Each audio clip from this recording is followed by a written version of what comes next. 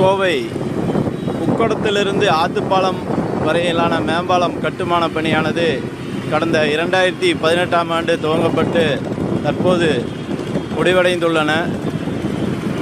ஒரு சில தினங்களில் திறப்பு விழா காண இருக்கும் இந்த பாலத்தின் பிரத்யேக வீடியோ இதோ.